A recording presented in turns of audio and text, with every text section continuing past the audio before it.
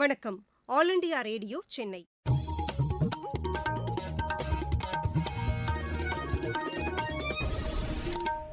மாநிலச் செய்திகள் வாசிப்பவர் கிருஷ்ணவேணி கோபியானந்த்.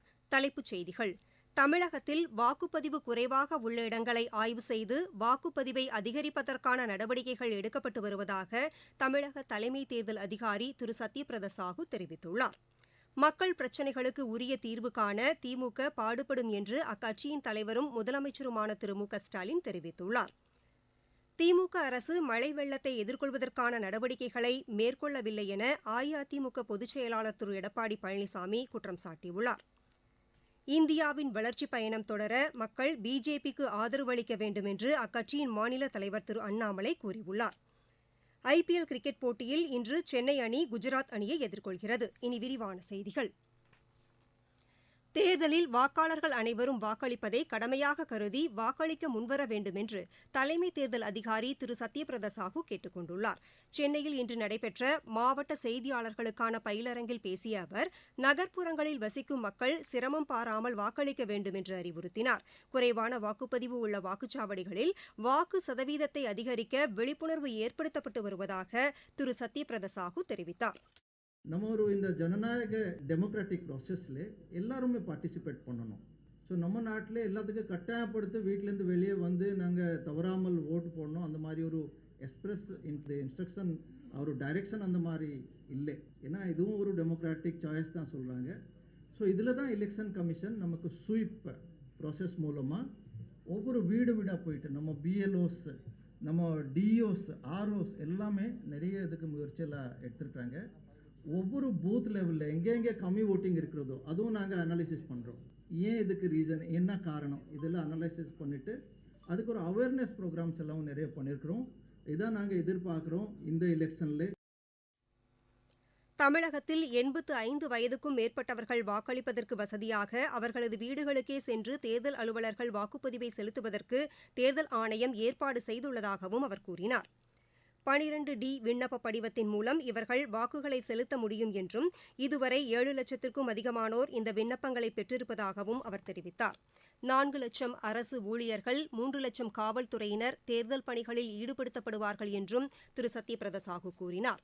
சமூக வலைதளங்கள் மூலம் பரவும் செய்திகளின் நம்பகத்தன்மையை உறுதிப்படுத்திக் கொள்ள வேண்டும் என்றும் அவர் அறிவுறுத்தினார். உலகிலேயே மிகப்பெரிய ஜனநாயக நாடான இந்தியாவில் தேர்தல் நடைமுறைகள் சிறப்பாக நடைபெற்று வருவதாகவும் திரு சத்யபிரதா சாஹூ குறிப்பிட்டார். இந்த பயிலரங்கில் பேசிய முன்னாள் தலைமை தேர்தல் அதிகாரி திரு T S Krishnamurthy, DD Tamil தொலைக்காட்சி நடுநிலை செய்திகளை வழங்கி வருவதாக பாராட்டு தெரிவித்தார். வெறுப்புணர்ச்சியையும் வன்முறையையும் தூண்டும் விதத்தில் செய்திகளை அளிக்காமல் பொறுப்புணர்ச்சியுடன் ஊடகங்கள் செய்திகளை வழங்க வேண்டும் என்றும் அவர் கேட்டுக் கொண்டார். தூத்துக்குடி மக்களவைத் தொகுதியில் தமது கட்சி வேட்பாளருக்கு ஆதரவாக திமுக தலைவரும் முதலமைச்சருமான திரு மு க ஸ்டாலின் இன்று வாக்கு சேகரித்தார். கடைவீதியில் வியாபாரிகளையும் பொதுமக்களையும் நேரடியாக சந்தித்து வாக்கு சேகரித்த அவர், தமது கட்சிக்கு வாக்களித்தால் மக்களின் பிரச்சினைகளுக்கு உரிய தீர்வு காணப்படும் என்று தெரிவித்தார். இன்று மாலை சிலந்தக்கரையில் நடைபெறும் நிகழ்ச்சியில் இந்த தேர்தலில் போட்டியிடும் தமது கட்சி வேட்பாளர்களையும் அறிமுகம் செய்து அவர் உரையாற்றுகிறார். அஇஅதிமுக பொதுச் செயலாளர் திரு எடப்பாடி பழனிசாமி இன்று தூத்துக்குடியில் தமது கட்சி வேட்பாளர்களுக்கு ஆதரவாக வாக்கு சேகரித்தார். தமிழகத்தில் ஆளும் திமுக அரசு மழை வெள்ளத்தை எதிர்கொள்வதற்கான நடவடிக்கைகளை மேற்கொள்ளவில்லை என குற்றம் சாட்டினார். அஇஅதிமுக கூட்டணி வலுவாக உள்ளது என்றும் தமிழகம், புதுச்சேரியில் பெரும்பாலான இடங்களில் தங்கள் கூட்டணி வெற்றி பெறும் என்றும் அவர் தெரிவித்தார். இந்தியாவை தொடர்ந்து வளர்ச்சிப் பாதையில் கொண்டு செல்ல மக்கள் பிஜேபிக்கு வாக்களிக்க வேண்டுமென்று அக்கட்சியின் மாநில தலைவர் திரு அண்ணாமலை கூறியுள்ளார். கோவை மக்களவைத் தொகுதியில் பேசிய அவர், அரசின் நலத்திட்டங்களை செயல்படுத்துவதிலும் உணவுப் பொருட்கள் விநியோகம், விலை கட்டுப்பாடு ஆகியவற்றிலும் தமது கட்சி சிறப்பாக செயல்பட்டு வருவதாக தெரிவித்தார். மக்களுக்கான கோரிக்கைகளை நிறைவேற்றித் தருவதில் தமது கட்சி மிகுந்த அக்கறையுடன் செயல்படும் என்றும் திரு அண்ணாமலை கூறினார். மதிமுகவுக்கு ஒதுக்கப்படும் சின்னம் குறித்து நாளை காலை 9 மணிக்குள் முடிவெடுக்குமாறு தேர்தல் ஆணையத்துக்கு சென்னை உயர்நீதிமன்றம் உத்தரவிட்டுள்ளது. இந்த வழக்கு இன்று தலைமை நீதிபதி திரு கங்கா பூர்வாலா மற்றும் நீதிபதி திரு வரத சக்கரவர்த்தி அமர்வு முன் விசாரணைக்கு வந்தபோது, கட்சியின் தரப்பில் கோரப்பட்டுள்ள சின்னம் பொது சின்னமாகவோ ஒதுக்கீட்டு சின்னமாகவோ வகைப்படுத்தப்படவில்லை என்றும், இருப்பினும் இதுகுறித்து தேர்தல் ஆணையம் நாளை காலைக்குள் முடிவெடுக்கும் என்றும் தேர்தல் ஆணையம் தரப்பில் தெரிவிக்கப்பட்டது. இதனையடுத்து இந்த வழக்கு நாளை நாளை பிற்பகலுக்கு ஒத்திவைக்கப்பட்டது. நீங்கள் கேட்டுக்கொண்டிருப்பது ஆல் இண்டியா ரேடியோவின் மாநில செய்தி அறிக்கை.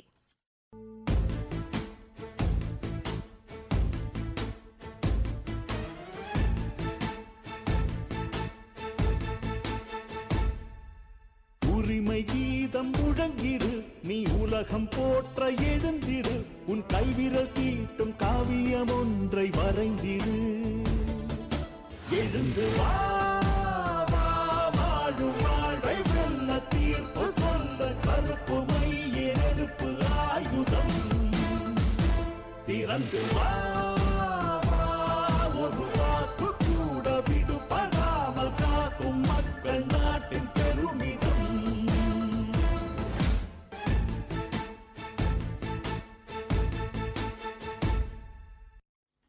மக்களவைத் தேர்தல் வாக்குப்பதிவு நாட்களில் வெயிலின் தாக்கத்தை சமாளிப்பதற்கு அனைத்து நடவடிக்கைகளையும் எடுக்க வேண்டும் என்று தலைமை தேர்தல் அதிகாரிகளுக்கு தேர்தல் ஆணையம் உத்தரவிட்டுள்ளது. இது தொடர்பாக ஆணையம் இன்று வெளியிட்டுள்ள சுற்றறிக்கையில், இந்திய வானிலை ஆய்வுத்துறை இம்மாதத்திலிருந்து ஜூன் மாதம் வரை வெயிலின் தாக்கம் மிகவும் அதிகரிக்கக்கூடும் என அறிவித்துள்ளதையும் சுட்டிக்காட்டியுள்ளது. தேசிய பேரிடர் மேலாண்மை ஆணையம் நண்பகல் 12 மணி முதல் பிற்பகல் 3 மணி வரை வெயிலின் தாக்கம் அதிகமாக இருக்கும் என்று கூறியுள்ளதாகவும் தெரிவிக்கப்பட்டுள்ளது. தேர்தல் பணியில் ஈடுபடும் அலுவலர்களுக்கு உகந்த பாதிப்பு இல்லாத உணவுகளை பணி நேரத்தில் வழங்க வேண்டும் என்றும், வாக்காளர்களுக்கு தேவையான குடிநீர், நிழல்குடை உள்ளிட்ட வசதிகளை அமைத்து தர வேண்டும் என்றும் தேர்தல் ஆணையம் கேட்டுக் கொண்டுள்ளது.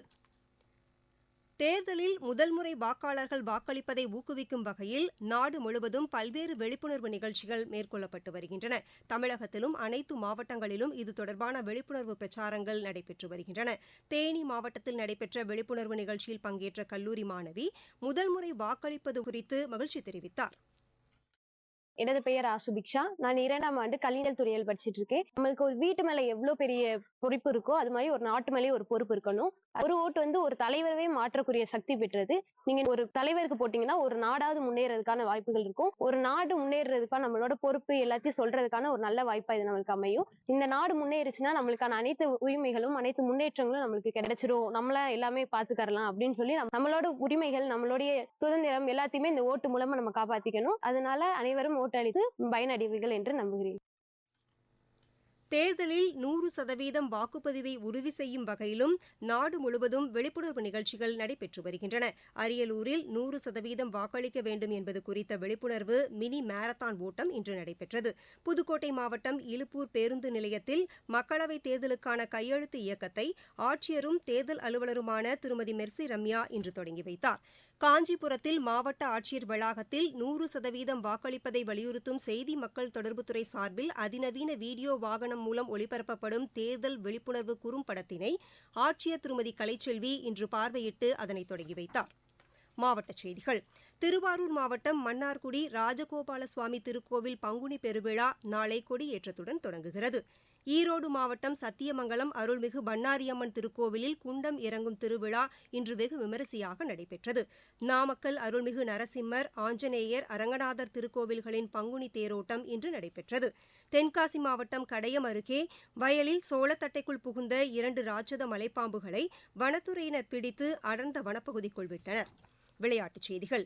IPL கிரிக்கெட் போட்டியில் இன்று நடைபெறும் ஆட்டத்தில் சென்னை அணி குஜராத் அணியை எதிர்கொள்கிறது. சென்னை சேப்பாக்கம் மைதானத்தில் இப்போட்டி இரவு மணி 7:30க்கு தொடங்குகிறது. ஸ்பெயின் மாஸ்டர்ஸ் பேட்மிண்டன் போட்டி இன்று தொடங்குகிறது. மேட்ரிட்டில் நடைபெறவுள்ள இப்போட்டியின் மகளிர் இரட்டையர் பிரிவு முதல் சுற்று ஆட்டத்தில் இந்தியாவின் த்ரிஷா ஜோலி, காயத்ரி கோபிசந்த் இணை அமெரிக்க இணையை எதிர்கொள்கிறது. இப்போட்டி இரவு மணி 9:10க்கு தொடங்குகிறது. ஆடவர் இரட்டையர் பிரிவு முதல் சுற்று ஆட்டத்தில் இந்தியாவின் கிருஷ்ண பிரசாத், சாய் பிரதீக் இணை கனடா இணையை எதிர்கொள்கிறது. இப்போட்டி இரவு 10 மணிக்கு தொடங்குகிறது. மீண்டும் தலைப்புச் செய்திகள். தமிழகத்தில் வாக்குப்பதிவு குறைவாக உள்ள இடங்களை ஆய்வு செய்து வாக்குப்பதிவை அதிகரிப்பதற்கான நடவடிக்கைகள் எடுக்கப்பட்டு வருவதாக தமிழக தலைமை தேர்தல் அதிகாரி திரு சத்யபிரதா சாஹூ தெரிவித்துள்ளார். மக்கள் பிரச்சினைக்கு உரிய தீர்வு காண திமுக பாடுபடும் என்று அக்கட்சியின் தலைவரும் முதலமைச்சருமான திரு மு க ஸ்டாலின் தெரிவித்துள்ளார். திமுக அரசு மழை வெள்ளத்தை எதிர்கொள்வதற்கான நடவடிக்கைகளை மேற்கொள்ளவில்லை என அஇஅதிமுக பொதுச் செயலாளர் திரு எடப்பாடி பழனிசாமி குற்றம் சாட்டியுள்ளார். இந்தியாவின் வளர்ச்சிப் பயணம் தொடர மக்கள் பிஜேபிக்கு ஆதரவு அளிக்க வேண்டும் என்று அக்கட்சியின் மாநில தலைவர் திரு அண்ணாமலை கூறியுள்ளார். IPL கிரிக்கெட் போட்டியில் இன்று சென்னை அணி குஜராத் அணியை எதிர்கொள்கிறது. இத்துடன் இந்த செய்தியறிக்கை நிறைவடைந்தது.